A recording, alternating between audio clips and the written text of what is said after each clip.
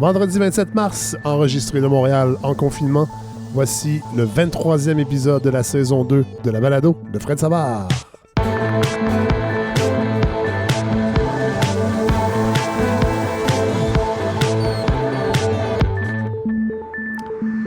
Et oui, donc 23e épisode de la saison 2, mais deuxième épisode sous confinement. La semaine passée, on avait réussi à s'adapter. On va le faire encore cette semaine. On va le faire pour les autres semaines aussi. Bon, évidemment, il y avait beaucoup de sorties de prévues. On va pas les faire. Donc, ça change un peu financièrement quand même le portrait de la balado, mais grâce à peu près tous les collaborateurs et les collaboratrices de la balado, on va continuer de vous offrir de Montréal en s'adaptant à ce qui se passe dans l'actualité des épisodes chaque semaine. Là, on est vendredi 27 mars. J'arrive d'écouter le point de presse de François Legault et je dois avouer que, de François Legault et son équipe, Horacio Arruda et Daniel Mécan, et je dois avouer que ça devient de plus en plus confusant, les informations qu'on nous donne. Cette semaine, l'idée était de ne pas transiter d'une région à l'autre. On avait dit aux Québécois de ne pas se promener, à moins que ce soit extrêmement essentiel. Et là, aujourd'hui, François Legault, en réponse à des journalistes, disait que oui, c'était correct finalement de quitter la ville pour aller dans un chalet. Si les gens de Montréal voulaient quitter pour aller dans un chalet, en autant qu'ils restent en isolement ou qui demandent à leurs voisins d'aller leur faire l'épicerie. On peut douter que plusieurs personnes ont loué des chalets sur Airbnb, donc arrivent dans des régions où ils ne connaissent pas du tout leurs voisins. Alors, je vois mal comment on pourrait aller cogner à la porte de ces voisins-là pour leur dire « Pourriez-vous faire mon épicerie? J'arrive de Montréal, qui est un des points chauds de la propagation du virus, pour que vous puissiez aller faire mon épicerie à ma place. » Donc, je trouve que ça aurait été peut-être plus simple de dire aux gens de rester donc chez vous, idéalement. Et autre point confusant, c'est que cette semaine, on nous disait que la prochaine menace ou dernière grande menace par rapport à cette pandémie, c'était l'arrivée des centaines de milliers de snowbirds, des gens installés en Floride pour l'hiver qui reviennent. Le fédéral a annoncé que ces gens-là allaient être en quarantaine obligatoire. On avait l'impression que c'était un peu le même discours au niveau de François Legault et de son équipe aussi. Mais là, aujourd'hui, il disait, si les snowbirds reviennent, oui, on leur suggère fortement de rester en isolation, mais ils peuvent prendre des marches, en autant qu'ils soient encore plus, qu'ils suivent encore plus les règles de distanciation sociale. Alors, c'était quand même, je trouvais que c'était un peu difficile, ils étaient difficiles à suivre, en fait, d'une journée à l'autre. Et là, cette semaine, on lisait aussi par rapport aux gens en voyage que les compagnies comme Air Transat, entre autres, n'informaient pas suffisamment les gens, ne prenaient aucune mesure pour distancier les gens. C'était vraiment business as usual. Et là, j'ai l'impression encore qu'on repose toute la responsabilité de ça sur les épaules des individus et ces entreprises-là de transport, entre autres, ne semblent pas prendre la mesure de l'importance de cette crise. Alors, c'est ce qu'on voyait dans les journaux cette semaine. En point de presse aujourd'hui, évidemment, comme d'habitude, François Legault a remercié des gens à la fin, a remercié les camionneurs cette fois-ci, a remercié également les Québécois qui se sont lancés dans le bénévolat à son appel hier parce qu'il disait que les organismes communautaires manquaient de bras. Je trouve ça quand même ironique qu'en temps de crise, que ce soit ces gens-là qui deviennent les personnes les plus importantes. Ça fait tellement longtemps que le réseau, en fait, des organismes communautaires est mis de côté par le gouvernement et sous-financé depuis longtemps, on le sait. Et là, pouf, arrive une crise comme le coronavirus et ce ne sont pas les François Lambert de ce monde, entrepreneurs assis sur leurs millions, qui sont les plus utiles à la société. Ce sont les gens qui travaillent dans les organismes communautaires. J'espère qu'on ne l'oubliera pas, ça, quand la crise sera terminée. François Legault également a répété encore une fois, puis ça, là, je veux pas être le pisse-vinaigre, mais j'avoue que toute cette liesse typiquement québécoise envers Horacio Arruda, François Legault et Daniel Mécan, mais surtout envers Horacio Arruda, qui est devenu une espèce de vedette des médias sociaux. Évidemment, ils font un travail formidable, mais je pense qu'il faut rester critique malgré tout. Et là, on est dans une époque particulière parce que il n'y a pas de parti d'opposition, il n'y a pas de contrepoids habituel qu'on retrouve dans une démocratie en santé. On est un peu dans une situation très spéciale, oui, au niveau sanitaire, mais au niveau politique aussi. Encore une fois, François Legault il est allé de ce discours guerrier qui, moi, m'indispose un petit peu. Je vous laisse écouter cet extrait, puis j'en reparle après. On a actuellement une espèce d'armée de 8,5 millions de personnes pour combattre le virus. Et ça risque d'être la plus grande bataille de notre vie. Puis on va en parler longtemps. Hein? Nos petits-enfants, dans 20 ans, dans 50 ans, vont se rappeler comment le peuple québécois a réussi, ensemble, à gagner la bataille. Bon, j'ai hâte de voir si ce sera notre plus grande bataille. Je pense qu'elle est très importante, mais je ne sais pas si ce sera notre plus grande ou si c'est notre plus grande dans toute l'histoire du Québec. Sauf que ce discours guerrier-là, je le trouve un peu futile face à un virus aussi microscopique qu'est le coronavirus et tous les autres qui viendront, parce que je pense qu'il va falloir s'habituer à ça. En fait, on n'a pas à s'habituer, ça a toujours été ça dans l'histoire de l'humanité. Certains même disent que l'être humain lui-même est une sorte de virus pour la planète Terre. Ça, on en reparlera. On réinvitera un membre de l'espèce de cette religion gaïenne qui était très à la mode dans les années 70-80, où on disait que, dans le fond, la planète Terre, Gaïa, était un organisme vivant et que nous étions des maladies, nous, les êtres humains. Mais quand même, cette logique guerrière, ce discours guerrier qu'on entend beaucoup chez Emmanuel Macron, chez Donald Trump, je trouve un petit peu futile. Et je vous parlais tantôt du contrepoids démocratique, qui est quand même important en temps de crise. Et il y a Michel David du Devoir qui, cette semaine, a publié sa chronique « La dictature amicale ». Texte très intéressant que je vais mettre sur la page Facebook de la balado, parce qu'il ne faut pas oublier que oui, on est en temps de crise. Oui, il y a des mécanismes qui sont suspendus. Les partis d'opposition en fait, la Chambre ne siège pas, donc les partis d'opposition sont un peu en quarantaine eux aussi. Je pense qu'il faut rester critique malgré tout. Il faut rester à l'affût. Et je regardais aussi tout le cafouillage autour des programmes gouvernementaux entre le provincial et le fédéral. Qui a droit à quoi, à quel montant. Je trouve que de propager aussi ou de mettre de l'avant des idées comme le revenu minimum garanti, chose que je fais dans toutes les tribunes où je peux le faire. Je trouve ça intéressant de le faire. Oui, parce qu'il y en a qui me disent c'est pas le temps, on fera ça après. Sauf qu'après, je le sais qu'on fera pas ça. On va s'empresser de refaire tourner les roues de l'économie comme avant. Et je pense que ça serait intéressant qu'on ne refasse pas la même chose comme avant. Là, je dis pas que rien ne sera plus pareil après cette crise-là, comme on peut le voir à gauche et à droite. Mais je pense qu'on doit faire des choses différemment. Et je pense que tous ces programmes sociaux qui sont gérés par des fonctionnaires et qui, en temps de crise, on voit la difficulté d'arrimer entre le fédéral et le provincial, tous ces projets-là, tous ces programmes-là, ça serait beaucoup plus simple avec un revenu minimum garanti. Je pense que ça simplifierait les choses et ça enlèverait beaucoup de stress aux gens. Quand arrivent des crises comme ça, de payer la bouffe, de payer le loyer, de payer ces choses-là. Parce que là, les gens, évidemment, se sentent pris et c'est facile d'accuser, comme le font certains chroniqueurs économiques, je ne les nommerai pas, appelons-les Pierre-Yves McSween, de dire aux gens qui n'ont pas été capables de mettre de l'argent de côté, puis franchement, c'est ça qu'il faut faire, puis oui, mais c'est peut-être que le système économique permet à bien peu de gens de faire ça, justement. Ça fait des années qu'on met de l'avant le travail autonome parce qu'on sait que ça coûte moins cher aux entreprises. Bien évidemment que c'est difficile pour les gens dans un système économique comme le nôtre de mettre de l'argent de côté, justement. C'est parce qu'on le sait aussi, le pouvoir d'achat s'est réduit grandement dans les 30-40 dernières années. Il y a des études qui ont été faites là-dessus. Et l'inflation, elle, n'a pas tenu compte de ça. Donc, je trouve ça important qu'on puisse véhiculer d'autres idées que la grande unanimité qu'on retrouve présentement. Puis Michel David l'a fait avec son texte, entre autres. Puis je cite un petit paragraphe. Le docteur Arruda est assurément un homme très sympathique, mais il est aussi très habile. Si jamais il désire se lancer en politique, il aura l'embarras du choix. Il parle beaucoup, mais il ne dit ce qu'il veut bien. Et ça rejoint un peu également la pensée de Raphaël Corbeil, journaliste à Ricochet Média, un texte qui s'appelle « Consensus sur la réponse québécoise à la crise. Où est passé notre esprit critique? » Puis elle aussi, elle dit écoutez, faut faire attention à ce qu'on nous dit.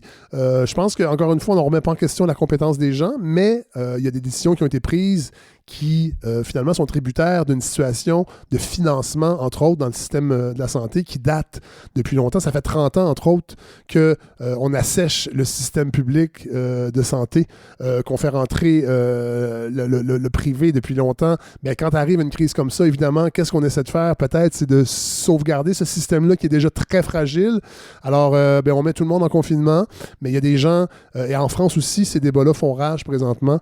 En Suède aussi, le débat fait rage, c'est-à-dire qu'en Suède, c'est parce qu'ils font rien, mais là, on confine toute une population pour certains individus, alors que peut-être qu'on aurait dû, si on avait eu les moyens, c'est-à-dire sachant que cette crise-là arrivait, parce qu'il y a des indicateurs qui ont été envoyés, l'OMS met en garde les pays depuis longtemps qui vont avoir une pandémie de ce type-là, mais on aurait peut-être pu engranger des tests en nombre suffisant pour encore plus tester les gens massivement, pour identifier les gens qui sont positifs et leur entourage, au lieu de mettre tout le monde en confinement et là, de mettre une pression énorme sur le système économique, évidemment sur l'économie, mais sur le système de santé, parce que là, vu que le système est sous-financé depuis longtemps, on ne veut pas qu'il y ait un afflux de personnes malades et que ça fasse effondrer le système. Puis ça, nos dirigeants, je pense qu'ils le savent, évidemment, puis c'est pour ça qu'ils ont adopté ce qu'ils adoptent, mais on nous répète souvent que c'est la meilleure chose toutes les décisions qui ont été prises, ce sont les meilleures dans les circonstances. Il ne faut pas se comparer aux autres provinces, il faut faire attention, parce que les chiffres,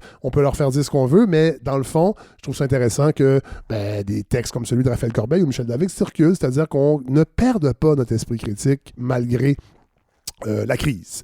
Parlant de ricochet, l'industrie de la victimisation ne prend pas de congé, évidemment, pendant la crise, parce qu'on a vu passer aussi certains textes à gauche et à droite, mais surtout à gauche, pour nous rappeler qu'on est chanceux d'être confinés dans nos 4,5, parce que dans d'autres pays, il n'y a pas de 4,5.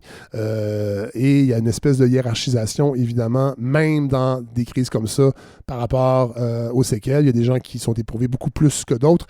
Évidemment, là, on le voit, la pandémie est en train d'atteindre, atteint, en fait, l'Afrique, et on peut deviner les ravages que ça fera là-bas. L'Inde également, des pays comme ça.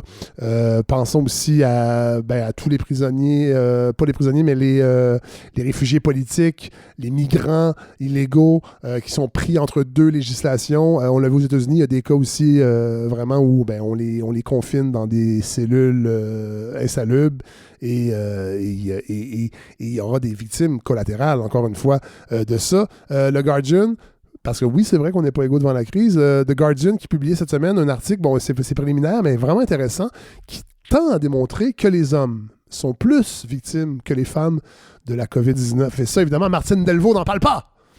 Fait une blague. Mais oui, on est en train de se rendre compte que les hommes meurent beaucoup plus que les femmes de la COVID-19. Évidemment, il y a des raisons culturelles, c'est-à-dire que les hommes ont tendance à moins prendre soin de leur santé, à boire plus, à fumer plus, à moins consulter, mais on se rend compte de plus en plus, et j'imagine que la recherche va pousser vers ça quand la crise se termine. En fait, on aura un tableau beaucoup plus précis, mais c'est que la réponse immunitaire des hommes n'est pas la même que celle des femmes.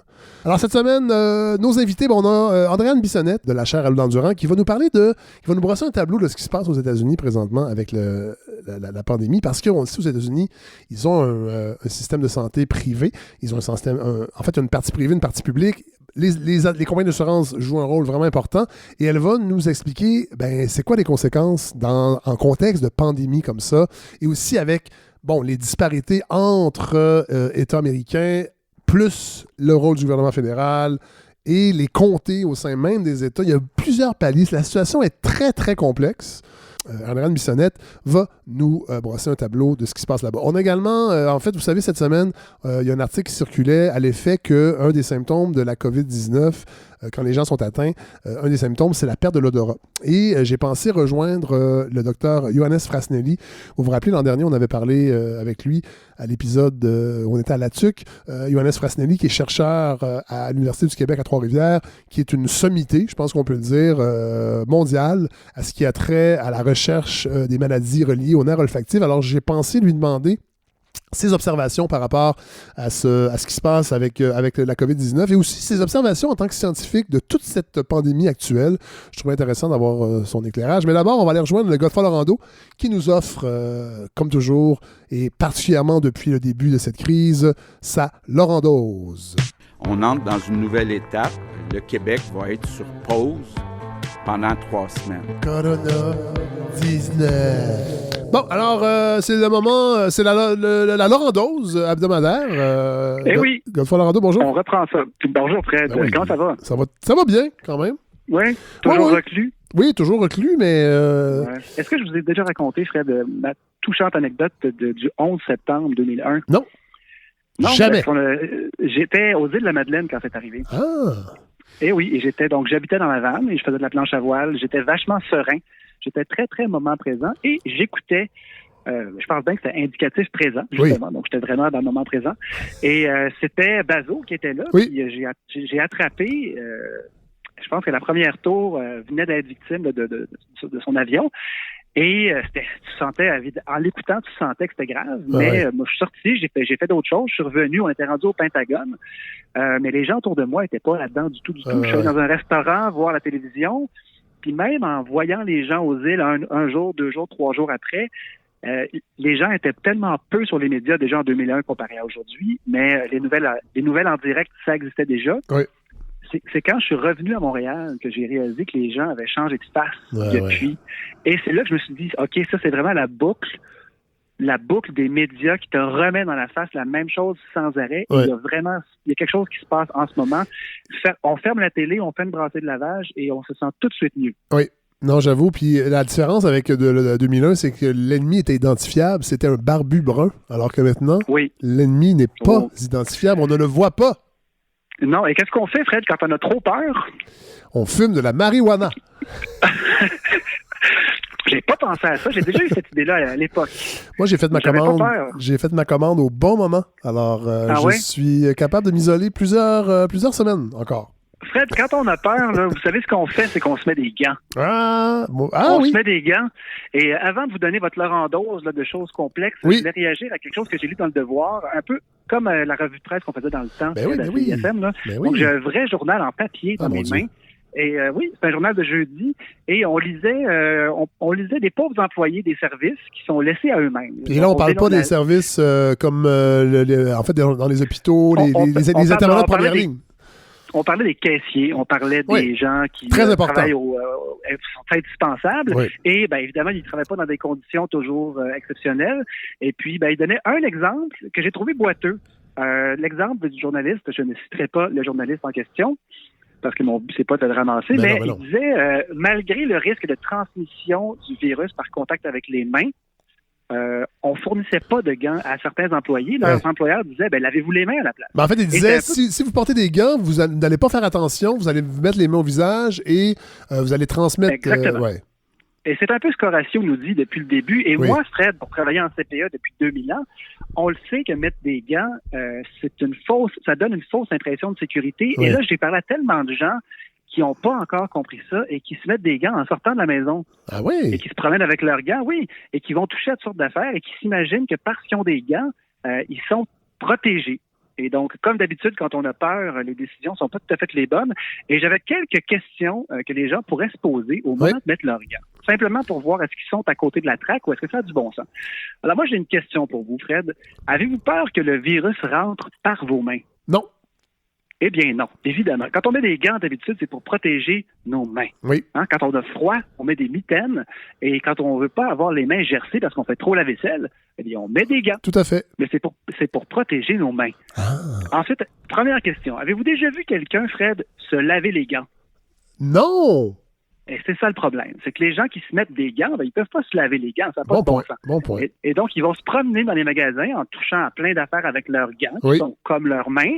Et il y a des bien bonnes chances qu'ils se promènent avec leurs gants et qu'ils touchent à plein d'autres affaires. Et si jamais il y a un petit pot de purelle quelque part, ils ne l'utiliseront pas parce qu'ils ont des gants. Mais cela dit, je dois avouer qu'avant, en fait, quand la crise a éclaté, j'étais certain qu'il allait y avoir tellement plus de gens avec des masques et des gants. Évidemment, les masques sont introuvables. Il n'y en a pas tant que ça. Non, il n'y en a pas tant que ça. J'ai vu quelqu'un dans une épicerie, une femme de mon âge, à peu près peut-être un peu plus jeune, qui avait masque et gants. Je ne sais pas si elle était en isolation. En fait, si elle était en quarantaine, elle n'avait pas d'affaire là. Ou elle avait très peur. Mais c'est dans cette visite à l'épicerie-là, en fait, j'ai vu un gars aussi avec un foulard. C'était même pas un masque, c'était un foulard et des gants de jardinage.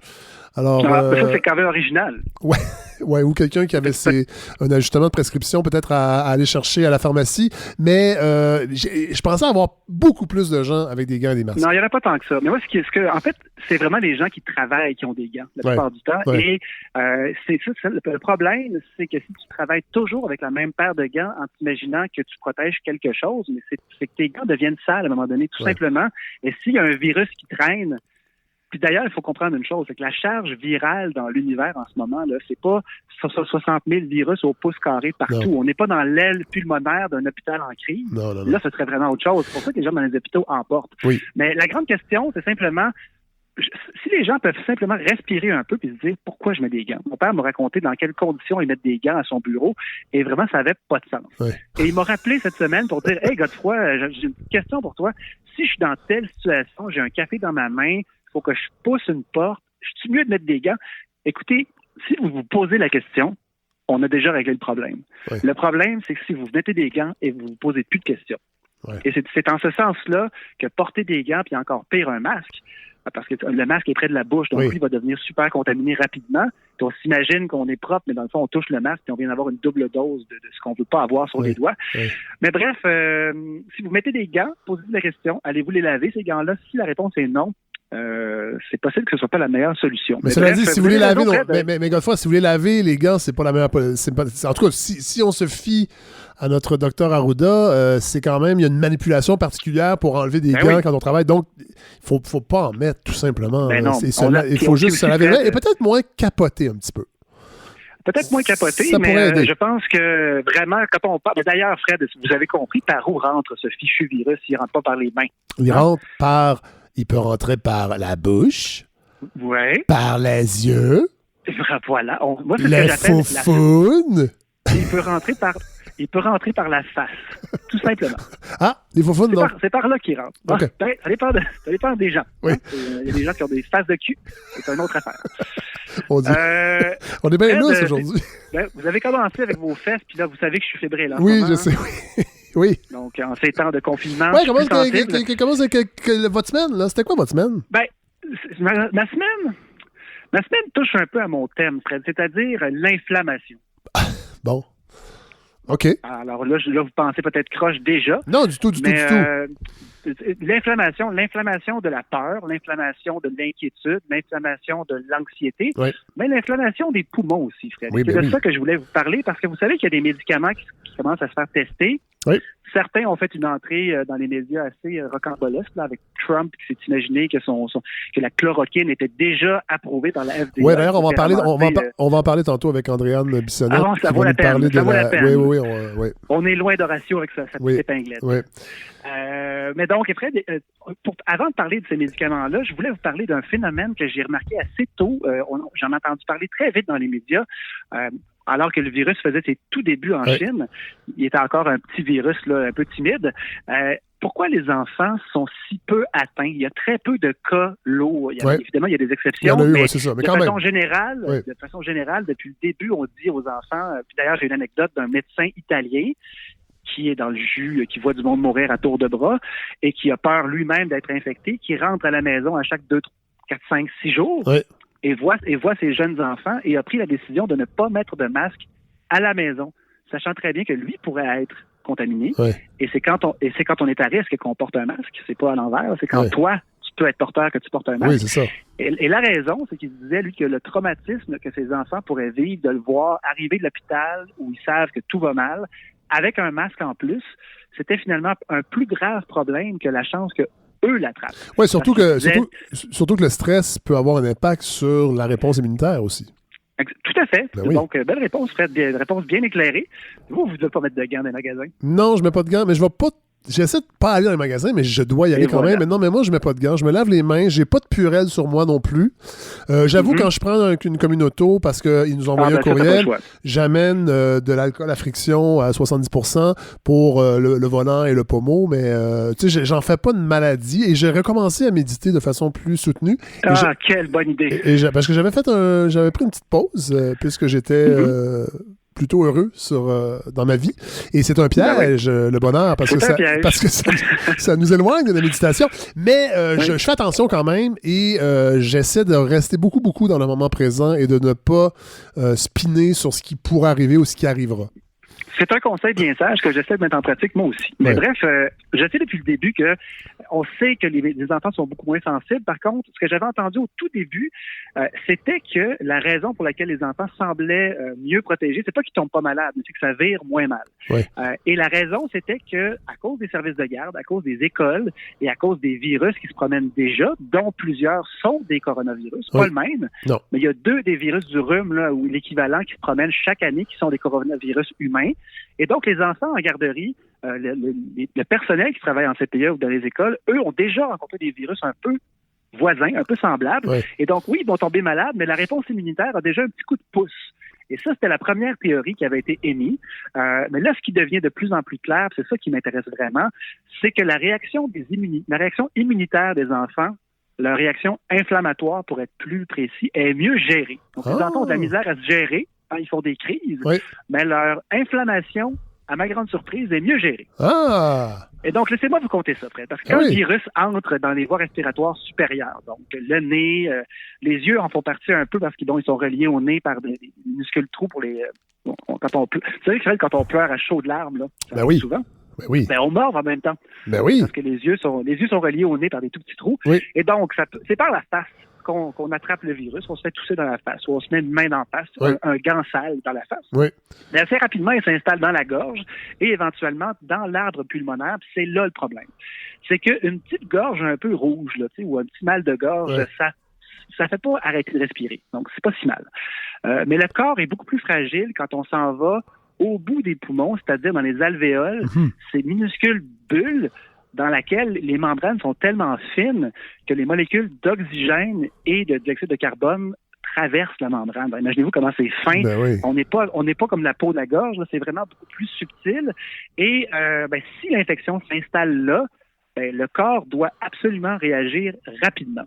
Et donc, que ce soit un virus, une bactérie ou un intrus, une pelle, peu importe ce qui rentre dans le corps, il y a des réactions immunitaires qui s'enclenchent tout de suite, là, indifféremment que ce soit une bactérie, un virus ou quoi que ce soit.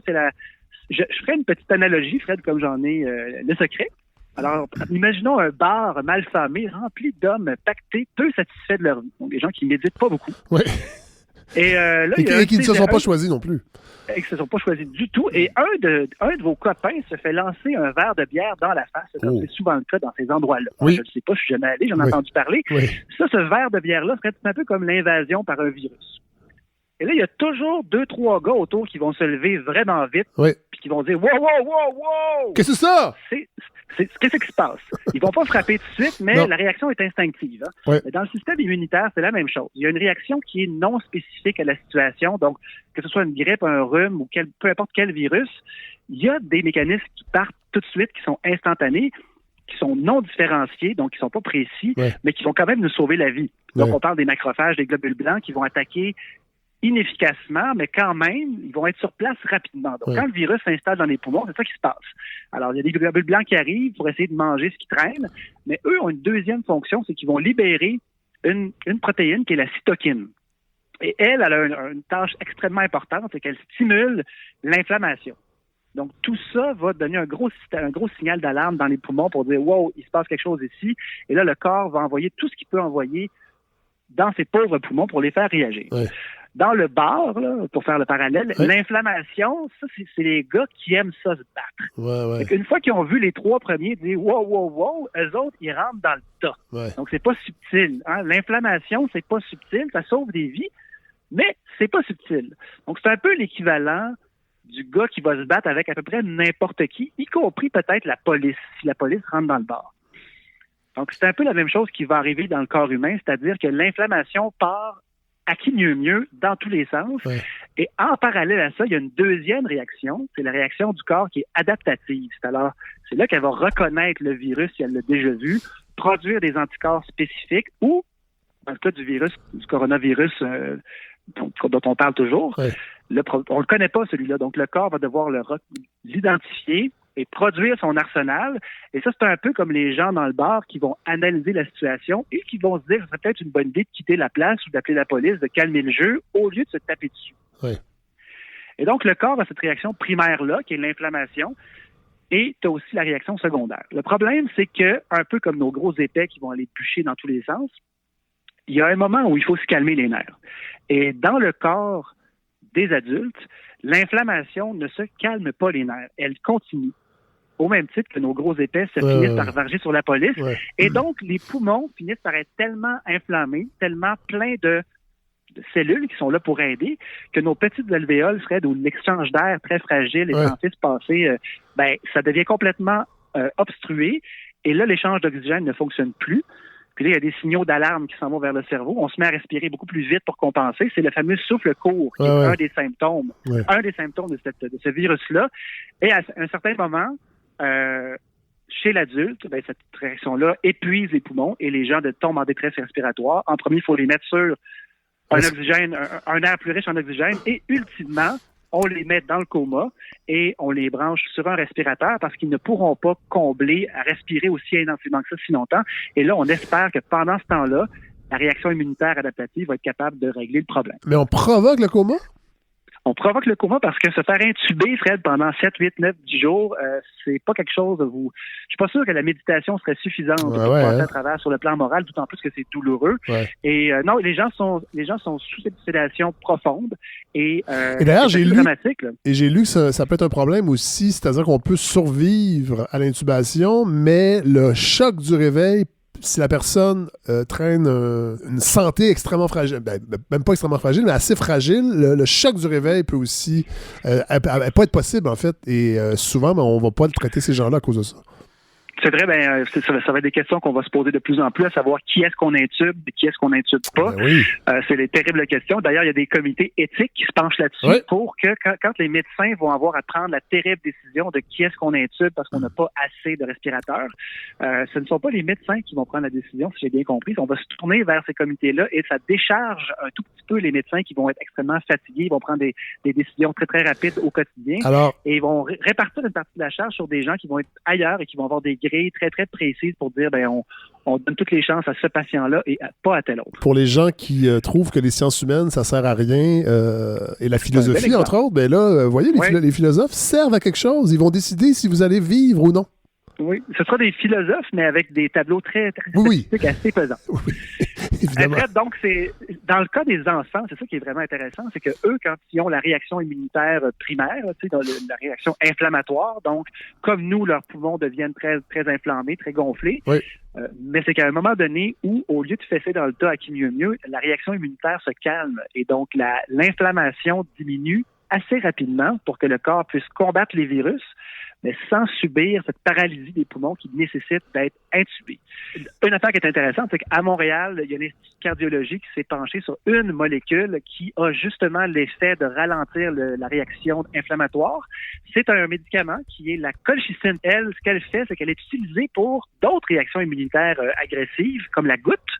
Oui. La goutte, qui n'est pas seulement une maladie dans les bandes dessinées, avec des gens avec des gros pieds, mais aussi l'arthrite rhumatoïde, qui est aussi une réaction inflammatoire exagérée. Et donc, il y a un vrai protocole de recherche qui a été élaboré en un temps record.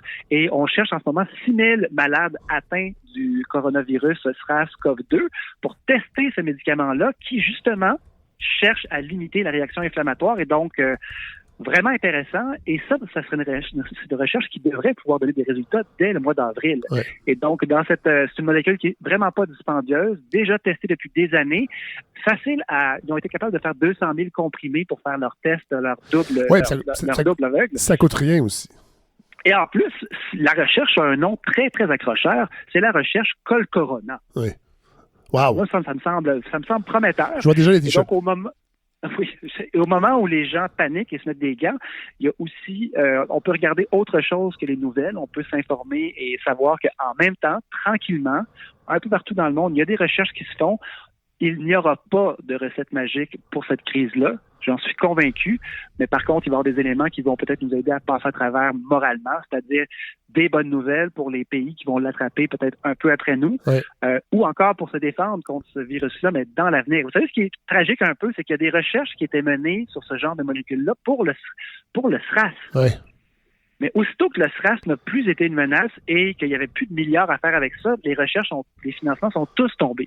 Et si on avait poursuivi allez-y. Mais là, ça arrivera possiblement pas parce que je voyais passer, puis tantôt, j'ai parlé à Johannes Frasnelli aussi, qui est pas directement relié à la COVID-19 parce que c'est pas son domaine d'études, mais de toute façon, vous allez voir tantôt lors de l'entrevue, là, mais j'en parlais avec lui, c'est qu'il y a une étude américaine qui démontre qu'il se peut que la COVID-19 soit une maladie qui va revenir parce que ce sera saisonnier, en fait, un peu comme la grippe qu'on connaît.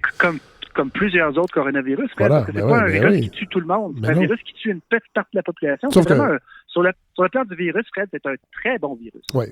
Un virus qui tue tout le monde, ça marche pas. Non. Il faut qu'il en tue juste une partie. Ben oui. Et puis qu'il se promène puis qu'il soit contagieux. Voilà. Et Fred, je vais vous laisser sur une petite pensée. Allez-y, oui. Non, allez-y. Mais non, mais je vais laisser sur une petite pensée. Attendez pas, je dis pas ça à vous parce que vous l'avez déjà compris, mais attendez pas d'être dans un coma imposé pour méditer, les amis. Non. Non, mais j'ai vu les files d'attente à la SAQ cette semaine et je vous dirais qu'il y a plusieurs personnes qui seront dans un coma imposé grâce au rouge au blanc.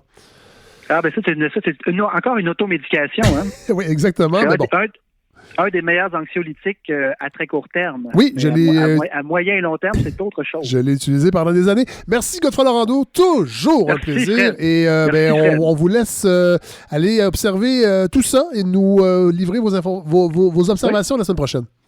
Essayons de garder nos cœurs d'enfant afin de ne pas mourir. Voilà. Bonne semaine. Bye, Fred. Salut.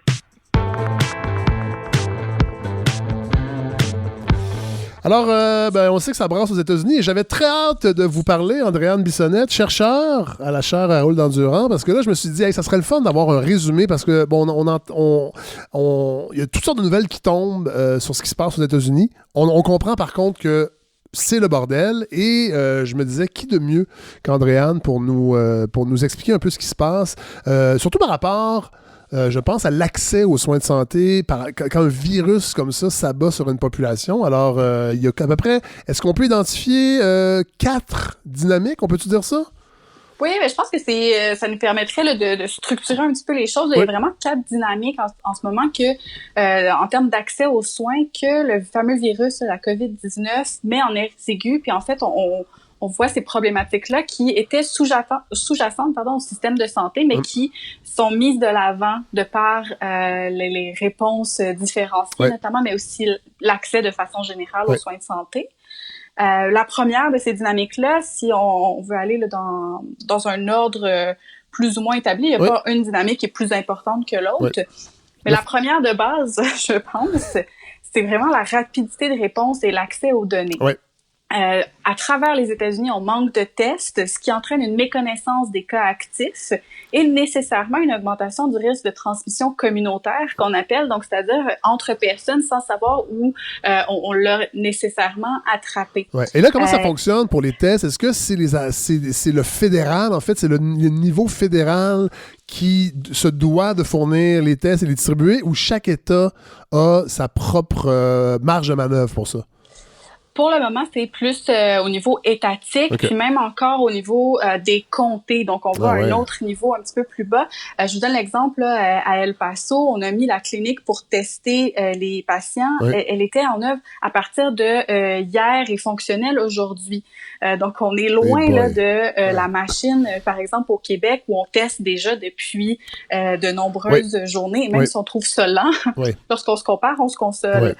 Et ça donne une situation où, je vous donne l'exemple, moi j'étais à New York il y a 14 jours et à ce moment-là, même la couverture médiatique était pas aussi grande parce qu'on savait pas à quel point il y allait avoir de cas, donc on n'avait pas d'urgence au niveau de la population, ce qui fait que ça entraîne, là, comme je le disais, un risque de transmission accru. Et là, c'est ça. Et là, quand le virus s'installe dans des populations, évidemment, là on tombe dans notre deuxième dynamique, il faut mobiliser les ressources. Et là, aux États-Unis, il y a un contexte quand même particulier pour ce qui a trait au système de santé. Exactement. Donc, au Québec, on est habitué, on a notre carte soleil, le système de santé est majoritairement public. Aux États-Unis, on est dans un système où on a, des hôpitaux publics, mais on a aussi beaucoup d'hôpitaux qui sont privés. Et donc, c'est difficile de mobiliser rapidement ces hôpitaux-là parce que leurs opérations, en fait, dépendent des fonds et des coûts des traitements. Donc, lorsqu'on vient dire aux hôpitaux d'arrêter les chirurgies choisies, là, si vous voulez. Payantes, disons ça, parce que c'est des entreprises privées avant tout, là. Et en fait, on vient leur dire que leurs revenus vont diminuer à un moment où le nombre de patients qui devra être admis va augmenter drastiquement.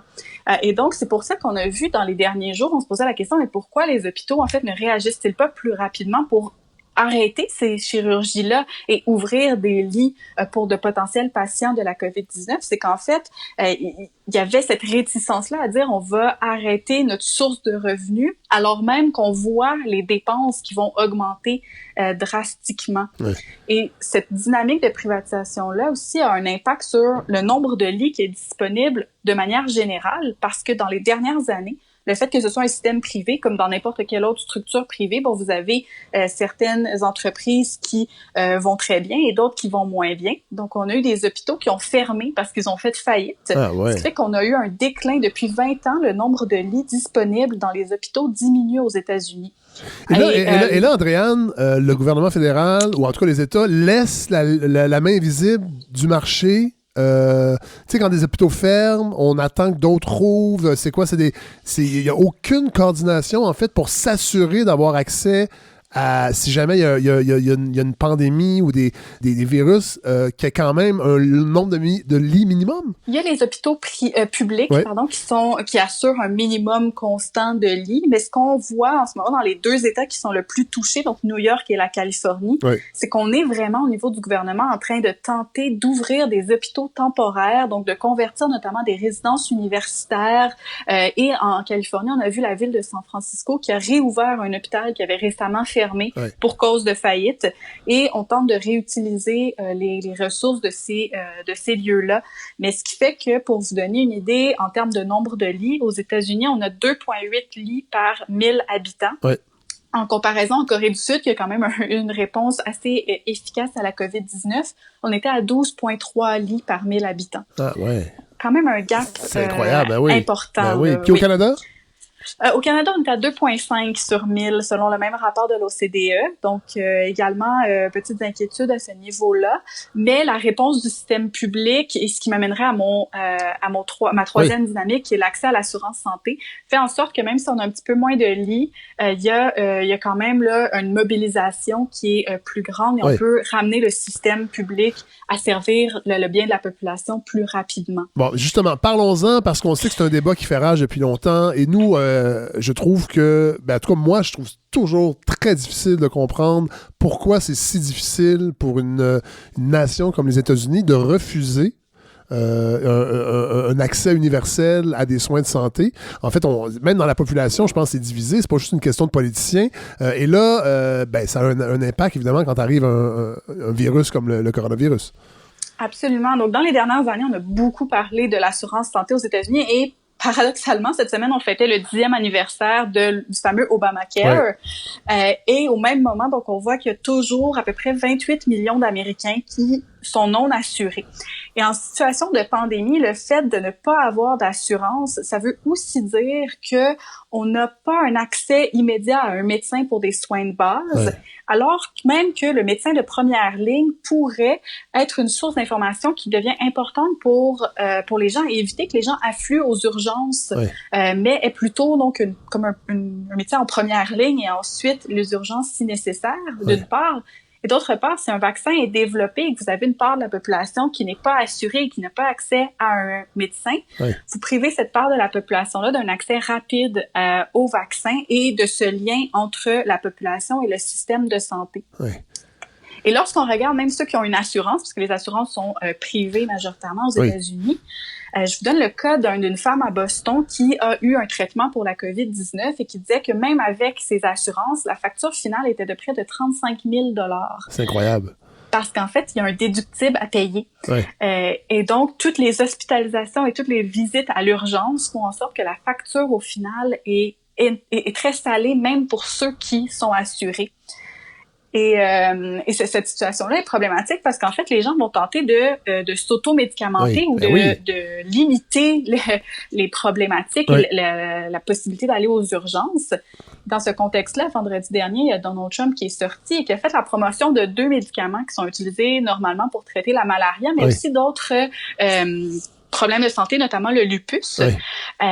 Donc, qui sont habituellement utilisés là, par le système de santé, ce qui fait qu'il y a des États qui ont dû sortir après cette annonce de Trump pour dire on va mettre en place des mesures pour éviter que les gens fassent du stockpiling. Donc, un peu ce qu'on voit avec le couponing, là, donc quand on achète là, sans fin. Ce qui fait qu'en Arizona, et c'est beaucoup moins drôle à ce niveau-là, il y a un homme et sa femme qui, en fait, ont ingéré une forme de chloroquine, qui est un des 2 médicaments qui est utilisé habituellement pour traiter les eaux dans les aquariums. L'homme en est décédé et la femme était en état critique et est maintenant en voie de récupérer. Mais je vous proposerais de l'entendre parce que vous allez voir le lien très clair entre ce que les politiciens disent en temps de crise et l'interprétation par la population. Did you see the president's press conference? Where did you hear about? Yeah, we saw his press conference. It was on a lot, actually. And then what? Did you seek out chloroquine? I had it in the house because I used to have koi fish. Bon, alors peut-être nous traduire en fait qu'est-ce qu'on vient d'entendre? Oui, donc en fait, on a un journaliste qui a appelé donc cette femme et qui dit que oui, effectivement, elle écoutait la conférence de presse de Donald Trump et lorsqu'elle a entendu parler de ce médicament-là, elle s'est rappelé qu'elle en avait à la maison parce qu'elle avait des poissons exotiques et qu'elle utilisait cette molécule pour laver l'eau de l'aquarium et que son mari et elle en ont pris. Et dans les 30 minutes qui ont suivi, c'est pas dans l'extrait, mais plus loin, elle en parlait, là, ils sont rapidement rendus à l'hôpital de par les complications. Donc, l'absence d'accès à un médecin de première ligne à des assurances... Donc à une information de première ligne, c'est ça l'affaire. Exactement. Et à une information de première ligne fait en sorte qu'on a des comportements qui sont dangereux de par la peur, et c'est compréhensible lorsqu'on nous dit qu'il y a potentiellement un traitement à quelque chose qui nous fait peur depuis 2 semaines et plus. Il y a ces comportements-là qui sont problématiques. Puis on voit la limite aussi d'un système comme ça privatisé où, au même titre que les assurances habitation, les assurances dommages, quand il arrive quelque chose en voiture, combien de fois c'est arrivé un petit accrochage et là, les 2 personnes sortent et là, on se dit « Hey, on va s'arranger à l'amiable, on ne dira pas ça à nos assurances parce que ça va faire augmenter la prime. » Mais dans un cas de santé, c'est sûr qu'il y a bien des gens, j'imagine, qui écoutent Fox News, entre autres, et se disent « Oui, non, c'est juste un rhume. C'est pas vrai que je vais aller à l'hôpital. Je vais avoir un déductible à payer peut-être. » Fait que dans le fond, ces gens-là peut-être portent le virus, vont le transmettre à d'autres. Et c'est 28 millions de personnes comme ça qui risquent de ne pas vouloir, puisqu'ils ne sont pas assurés, aller à l'hôpital. Là, donc, être des vecteurs du virus pendant des semaines et des semaines. Absolument. Et parallèlement à ça, même pour ceux qui sont assurés, il y a un rapport de Covered California qui est sorti et qui a dit, en fait, c'est assuré que les primes pour la majorité des Américains vont augmenter d'une augmentation allant de entre 4 et 41% pour l'année 2021. Donc, même ceux qui sont assurés, on a donc ce type de rapport-là qui sortent à un moment où on ne devrait même pas se poser la question de si on va à l'hôpital ou pas, et qui, en fait, viennent être une barrière supplémentaire à l'accès aux soins. Donc, tout cet aspect de privatisation-là aussi a des impacts concrets sur la gestion de la crise. Mais là, avez-vous l'impression que une crise comme celle-là, parce qu'on voit que c'est vraiment le bordel aux États-Unis, est-ce que ça peut faire bouger les fondations de cette idée-là de libre marché, même en santé, puis amener une discussion collective pour un régime universel, à votre avis? Pour le moment, c'est pas quelque chose qu'on voit, et même jusqu'à maintenant, dans les débats démocrates, on voyait que même au sein des démocrates, qui sont la frange la plus progressive sur ces enjeux-là, on n'avait pas vraiment là une voix commune pour tous les démocrates. On avait des positions telles celles de Bernie Sanders, qui était pour une assurance médicale pour tous et toutes universelle, et des positions comme Joe Biden et comme Pete Buttigieg, qui étaient plutôt d'améliorer l'Obamacare. Donc, ce sera à voir dans les prochains mois de quelle façon, en fait, cette crise-là va avoir un impact sur le discours politique, mais je pense qu'en ce moment, on est plus à la gestion de la crise. Évidemment. Et ce qui m'amènerait à la dynamique 4. Oui, voilà. La disponibilité des ressources. Exactement, parce que, bon, on se pose la question tous les jours au Québec, c'est quelque chose qu'on se pose aussi aux États-Unis. Et actuellement, en fait, on a vraiment un problème de ressources suffisantes aux 4 coins des États-Unis pour faire face à la crise, parce qu'on a des foyers actuellement de cas, et donc on a des disponibilités de certains produits, par exemple au Dakota, mais qui seraient utiles à New York, mais qu'il n'y a pas de transfert parce que c'est pas un système centralisé exactement. Ouais. Et juste en Californie, le gouverneur a annoncé cette semaine qu'il y avait un manque à gagner de près de 1 milliard de gants et plusieurs centaines de millions de masques. Donc ce sont des anxiétés en fait pour les travailleurs de la santé qui supplient le gouvernement à la fois au niveau des États et le gouvernement fédéral de s'assurer de la disponibilité des équipements de base pour toutes et tous. Et j'imagine aussi, et corrigez-moi si je me trompe, mais il y a le fait que le système est privatisé, il doit y avoir une pression aussi des compagnies d'assurance sur les employés. Moi, je me rappelle de faire à une autre époque, de faire du télémarketing à l'Université de Montréal pour les facultés les différentes facultés pour le fonds de développement. Et je me rappelle d'avoir parlé à des médecins qui s'étaient exilés aux États-Unis et qui voulaient revenir parce qu'ils n'en pouvaient plus de recevoir des pressions des compagnies d'assurance pour diriger en fait leur pratique. Alors, j'imagine que dans un cas comme ça de pandémie, je ne sais pas jusqu'à quel point la pression vient des assureurs aussi pour dire aux employés de quoi faire ou de ne pas traiter ou traiter.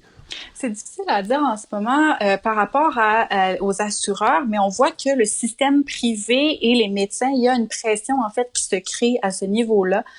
Et je trouve qu'il y a un des exemples de ça qui est vraiment très intéressant à citer, c'est Chris Kipple, qui est le CEO de la compagnie Ventec, qui fait des ventilateurs, qui est un autre des éléments très en demande actuellement à travers le monde.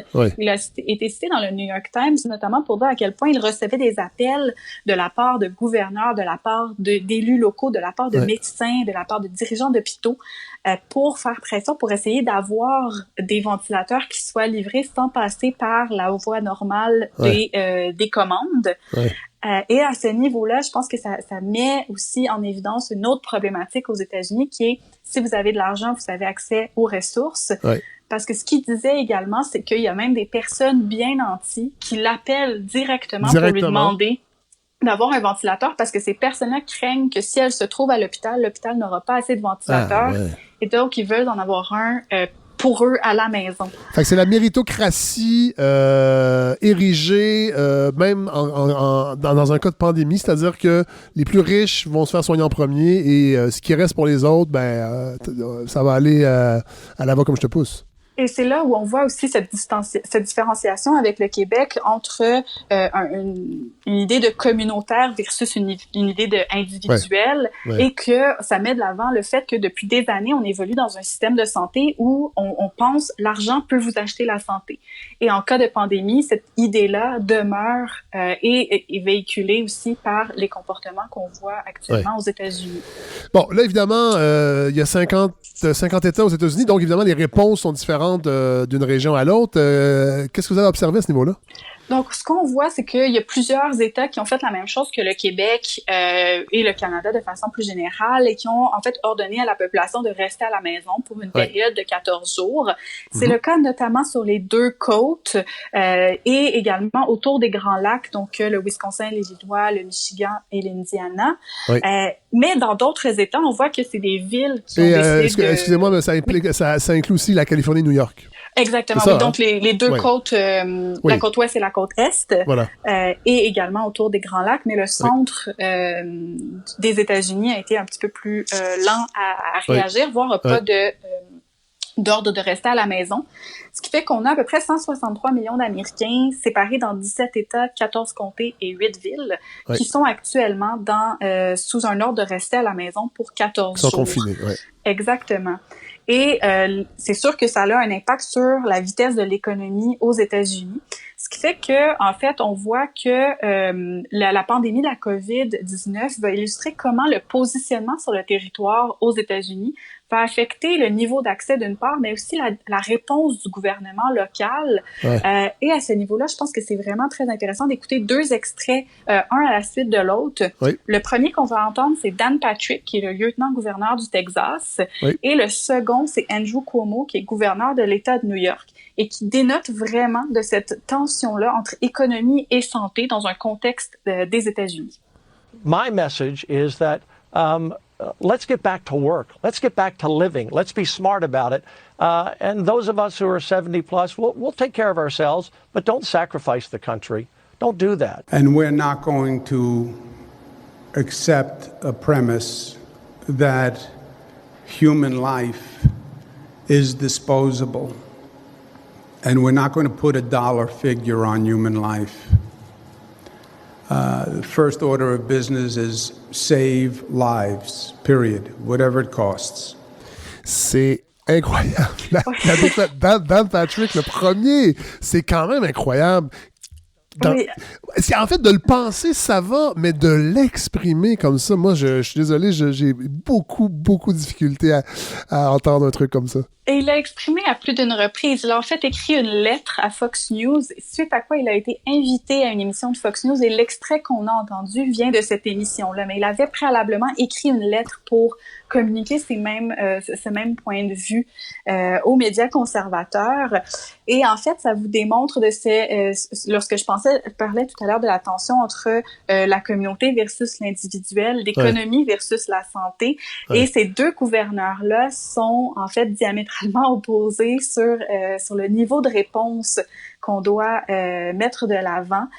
Et ça a un impact réel parce que si vous êtes une personne qui habite au Texas et que votre État décide que, après les 2 semaines suggérées par le gouvernement fédéral, on reprend la vie comme elle était, ou que vous habitez à New York, pour la disponibilité des ressources, la volonté de l'État de vraiment travailler à ce qu'il y ait un système en place et des tests disponibles va varier.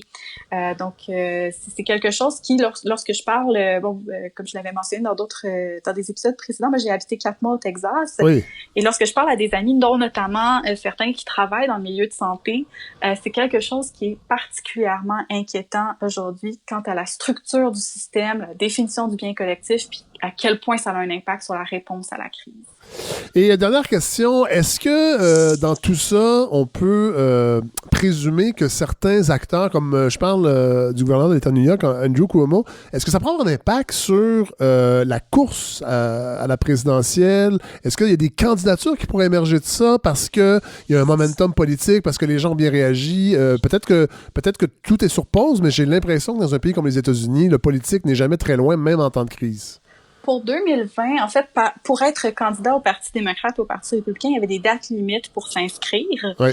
Donc, ce ne serait pas possible pour ces gens-là, par exemple, de se présenter pour un ou l'autre des deux partis. Ils pourraient se présenter de façon indépendante. Oui. Par contre, ça peut avoir un impact, non pas au niveau des candidatures de 2020, mais des candidatures de 2024 ou 2028, et également ça a un impact certain sur la visibilité de la campagne démocrate versus la campagne républicaine parce que actuellement, Donald Trump est à la télévision pratiquement tous les jours, fait des points de presse mais ça peut être un couteau à 2 tranchants. Puis ça, je voudrais qu'on termine avec ça. Est-ce que vous avez l'impression que nous, évidemment, de l'extérieur, on a l'impression que en fait, on comprend même pas qu'ils sont encore là. En tout cas, moi, je comprends même pas qu'ils sont encore là au pouvoir. Mais le dernier sondage démontrait que 50% des Américains trouvent que Donald Trump fait un excellent travail pendant cette crise-là. Exactement. Donc, en fait, son taux d'approbation a augmenté. C'est sûr que parallèlement à ça, on n'a pas une visibilité accrue pour le Parti démocrate. Donc, c'est difficile de juger de comment le Parti démocrate aurait géré la crise.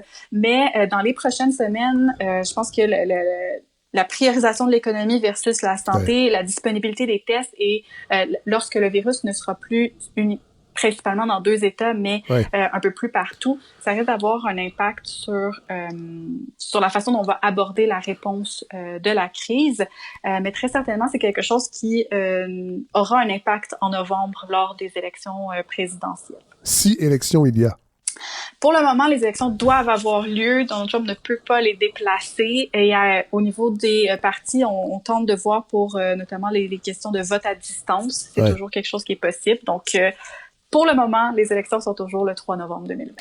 Ben Andréane Bissonnette, merci beaucoup d'avoir analysé avec nous cette dimension en fait de l'accès aux soins et de tout ce qui concerne la santé aux États-Unis. On se retrouve très, très bientôt. Je ne peux pas dire quand, ça va dépendre de la crise de la COVID-19, comment ça va fonctionner, comment ça va évoluer, mais on a déjà très hâte de vous parler, d'avoir vos analyses. Mais merci, ça m'a fait plaisir. La prochaine fois, on se voit peut-être en personne. Voilà.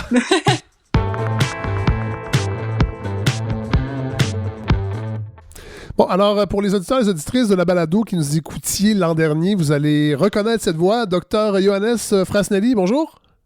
Bonjour. Alors, en fait, c'était à la TUC. Là, on va se tutoyer. Ça fait 12 ans qu'on se connaît. Tu es le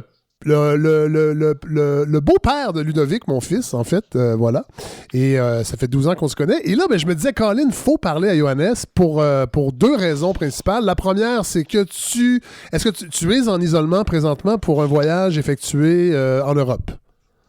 Oui, en fait, aujourd'hui, c'est ma première journée que je pouvais sortir de chez nous. Et, je suis allé à la pharmacie pour m'acheter du papier toilette parce que je me suis dit que c'est apparemment la chose à faire maintenant et je n'avais pas de problème à en acheter. Bon, il y en avait donc. Oui, il y en avait plein. Ah, ça, c'est une bonne nouvelle.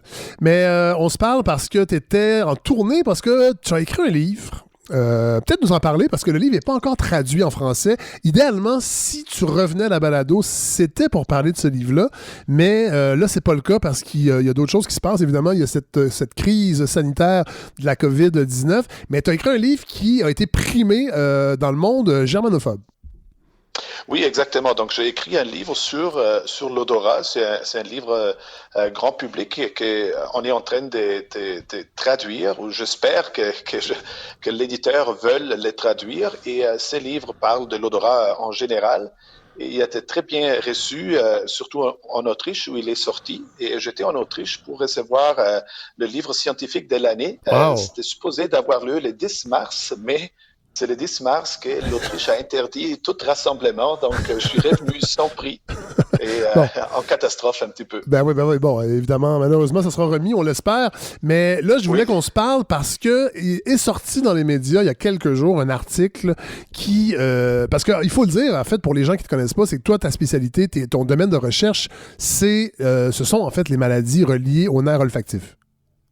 Exactement. Moi, je m'intéresse au lien entre le cerveau et l'odorat. Donc, on essaie de comprendre comment l'odorat fonctionne chez les personnes en santé et chez les personnes atteintes de différentes maladies.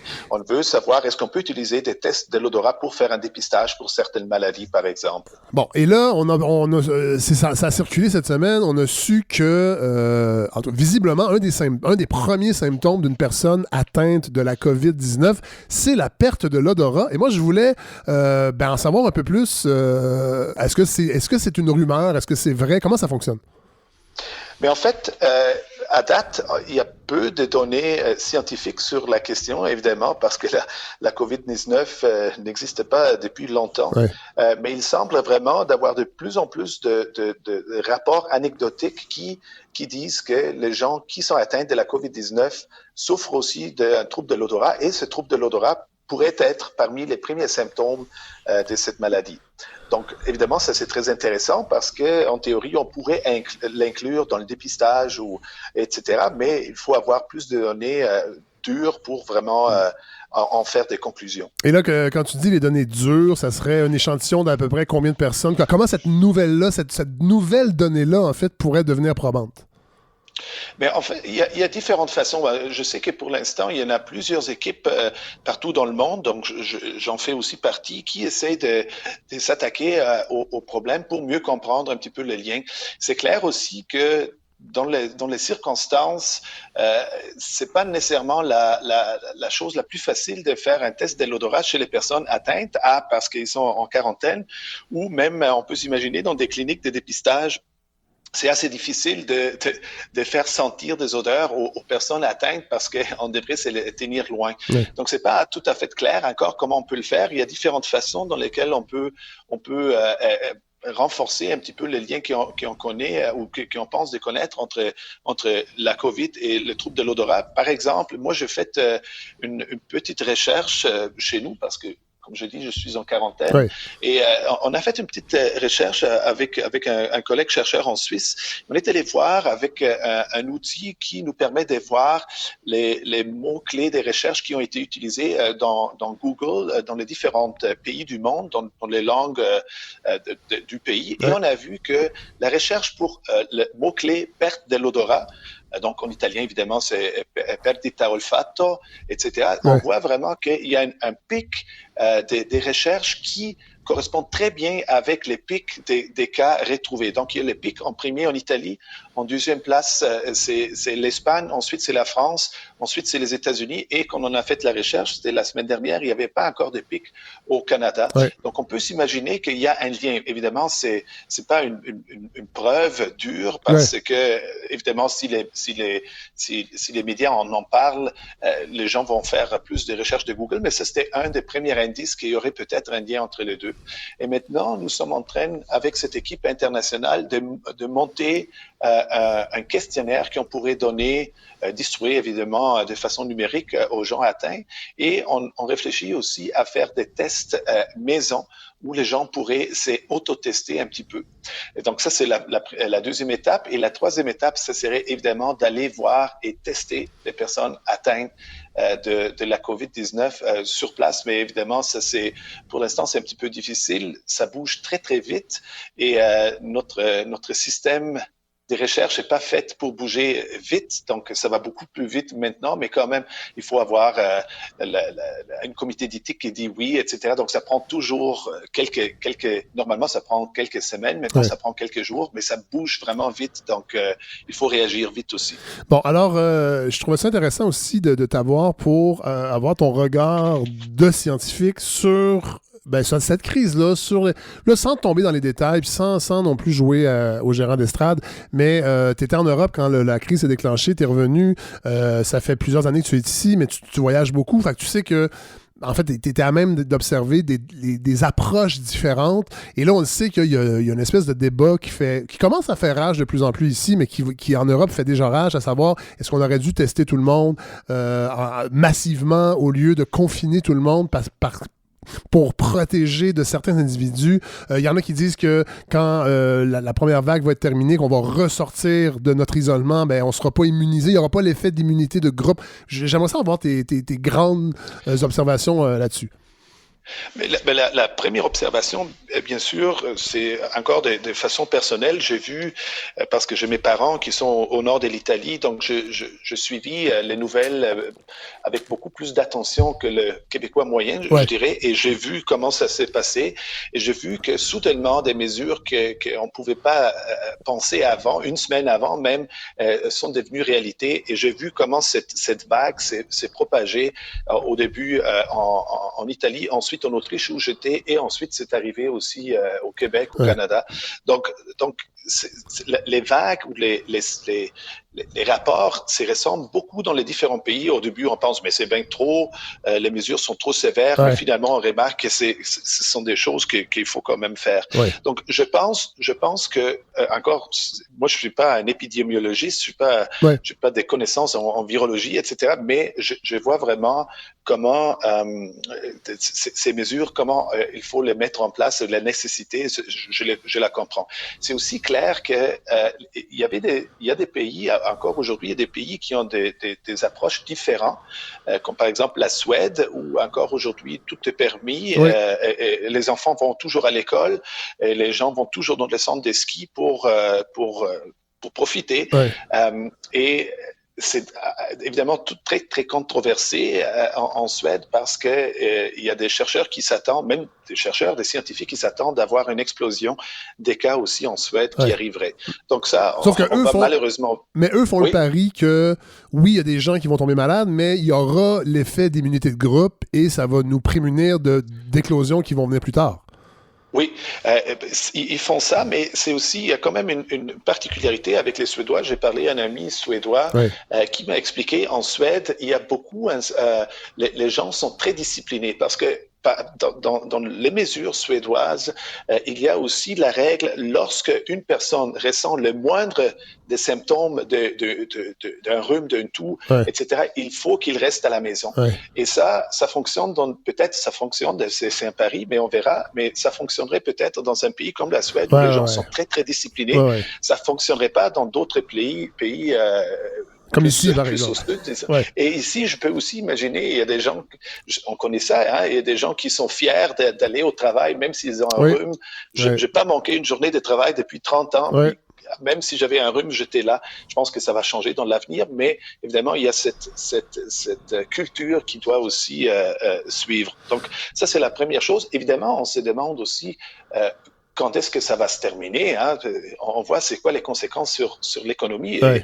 Et, évidemment, si le pays s'arrête, il y a beaucoup de gens qui travaillent de chez eux, mais grossièrement, l'économie s'arrête. C'est quoi les conséquences et où ça va nous amener? Ouais. Et si on regarde les États-Unis, où le président dit dans 2 semaines, on va retourner au travail, on peut déjà prévoir que ça va pas fonctionner. Donc, non, mais eux, ils sont prêts à sacrifier des aînés pour ne pas faire tomber l'économie. Oui, ça je comprends, mais non, oui. évidemment, c'est pas, disons, c'est pas très éthique, mais le problème s'arrête pas là, parce que c'est pas juste les aînés qui vont tomber au combat. J'ai parlé à mon frère il y a une demi-heure qui travaille en pulmonologie en Suisse comme médecin, puis il a dit dans son petit hôpital, vraiment dans le canton de Grison, la vague n'est pas encore arrivée, mais il s'attend. Mais il y a déjà un jeune homme à 32 ans qui n'a pas des maladies, des antécédents, et il est en soins intensifs avec la COVID-19. Donc, c'est pas seulement les aînés qui vont en souffrir. Et en plus, une fois que les soins intensifs sont bloqués par les cas de la COVID, là aussi, l'accidenté de travail va se ramasser en soins intensifs. L'enfant qui a fait un traumatisme crânio-cérébral suite à un accident, mais ils peuvent pas être traités parce que tout le monde est malade et tout est bloqué. Donc, ça s'arrête pas là. Et ça fonctionnerait peut-être avec une maladie moins virulente, mais pas avec cette maladie-là qui est juste trop sévère pour avoir cette approche-là. Il y a un chercheur américain qui prétend que ça pourrait être une vague, en fait, une grippe saisonnière qui pourrait revenir. Évidemment, c'est pas la première fois qu'on entend parler des coronavirus, mais qu'est-ce que tu peux nous dire là-dessus? Est-ce que tu as l'impression que, en fait, si on trouve un vaccin éventuellement, est-ce que on lit aussi que ce virus-là est capable de mutation? Il y aurait plusieurs souches. Je sais que toi, tu suis ça, évidemment, de plus près. Qu'est-ce que tu peux nous dire là-dessus? Mais encore, moi je suis pas un spécialiste, je suis un petit peu peut-être un petit peu plus proche aux sciences. Ce que j'ai pu comprendre, c'est qu'un vaccin, on va pas l'avoir avant 12 mois, 15 mois, peut-être quelque chose de même. Donc, il faut pas, et on peut pas se rendre jusqu'au vaccin en faisant les mesures que nous avons maintenant. Donc, c'est que j'ai compris, la meilleure approche qu'on peut avoir pour l'instant, c'était avec les mesures qui sont quand même relativement strictes. Maintenant, au Québec et au Canada, peut-être elles vont devenir encore plus strictes. Je pense qu'elles vont devenir plus strictes encore. On va peut-être être capable de couper cette augmentation puis la réduire en sorte que une personne, à la place d'infecter 2 autres personnes, 3 autres personnes, elle infecte moins qu'une personne, c'est-à-dire le nombre de cas se réduit. Et dans la suite, une fois que la courbe redescendre, il va avoir des foyers d'éclosion, puis là, il faut agir localement, rapidement. On va développer des meilleurs tests. À date, ma copine, nous sommes rentrés de l'Autriche, elle a développé des symptômes dans la suite, puis on est allé se faire tester dans la clinique au centre-ville ici à Montréal, puis ça prend 2 à 5 jours avant d'avoir des résultats. C'est clair. Bientôt, nous allons avoir des tests comme un test des grossesses qu'on peut faire chez nous, que ça va prendre 5 minutes, puis on a des résultats. Donc déjà, ça va nous aider de tester en masse, d'avoir plus d'informations sur ça. Donc, je pense qu'il ne va pas avoir une solution miracle, ça va être dur, ça va être long, mais c'est clair aussi que c'est important qu'on agisse maintenant pour couper cette progression de la maladie. Ben, merci, Johannes Frasnelli, d'avoir pris la peine de nous appeler. Je t'avais demandé de le faire. Vraiment, j'ai eu le flash avant hier. Tu as dit oui tout de suite. Alors, merci de ces observations. Là, on était dû pour jouer à des jeux de société ensemble. Visiblement, on devrait juste s'échanger des boîtes de jeux et les désinfecter. Exactement. Tu me ramèneras au Wingspan, puis je te ramènerai un autre jeu éventuellement. J'aurais aimé ça commander Pandémie. En revenant de cette crise, on jouera à Pandémie ensemble. Merci vraiment beaucoup. Puis, bon, là, ton confinement est terminé. Alors, en fait, ta quarantaine est terminée. Là, c'est ton confinement. Alors, ça sera le même décor, mais au moins, tu peux sortir pour acheter du papier toilette. Merci. Merci beaucoup. Salut. Bye-bye. Alors, là, ce qui conclut ce 23e épisode de la balado de Fred Savard. Je remercie les gens qui étaient avec nous cette semaine. Andréane Bissonnette de la chaire Raoul d'Endurant. le docteur Johannes Frasnelli et Godefroy Lorando, fidèles complices. Je veux remercier également SE Concept qui nous a aidé à nous équiper, mais qui nous aide encore parce que là, on est en distance, tout un chacun, et là, j'essaie de trouver des façons d'améliorer le son, si c'est possible, de la balado, parce que ça va durer plusieurs semaines encore, cette histoire-là. On ne pourra pas se rassembler tous ensemble chez moi. Donc, merci aux gens de SE Concept. Merci évidemment à Communauto qui est toujours derrière nous, bien que là, on ne peut pas vraiment se déplacer, vous le savez, mais il y avait une dizaine de sorties qui étaient prévues avec la balado en région, partout au Québec. Ben, ces sorties-là ne sont pas toutes annulées. En tout cas, très peu sont annulées, donc on va les remettre. Alors, on remercie déjà Communauto qui nous permettra de nous déplacer au Québec. Puis, je pense qu'avec Simon Jobin, on en parlait avec Tour du Québec. Il y aura un travail aussi pour inciter tous les Québécois, idéalement, à rester au Québec pour leurs prochaines vacances. Le gouvernement n'arrête pas de dire qu'on est solidaire. Mais j'ai hâte de voir quand la crise a fini si on sera à ce point solidaire pour aller se visiter en personne, chacun dans nos régions. Alors voilà, merci Communauto. La semaine prochaine, on aura Mathieu Bellil, notre chroniqueur, qui va venir réfléchir à ce nous. Qu'en est-il de nous en temps de pandémie? Il y aura également Godefroy Lorando, puis il y aura d'autres invités que je vais contacter parce que, en fait, on verra, ça va dépendre de l'actualité. On est vraiment en mode adaptation. Donc, voilà, on vous prépare de toute façon, vous le savez, un autre épisode qui, j'espère, vous intéressera. Puis je vous remercie d'être en grand nombre à m'écrire, entre autres, pour me suggérer des sujets, pour réagir sur la page Facebook de la balado. Si vous voulez participer financièrement, ceux qui sont capables, ceux qui ont envie de le faire, sur le fredsavard.com, il y a un petit bouton pour donner, pour que ce soit un don unique ou un don récurrent à chaque mois d'un 5$, d'un 10$, comme vous voulez. Parce qu'il y a encore des gens qui m'écrivent pour me dire qu'ils n'ont pas pu participer à la campagne de la ruche avant Noël. Ben, c'est possible en tout temps. Voilà. Donc, merci de votre support, merci de votre écoute et on se retrouve la semaine prochaine.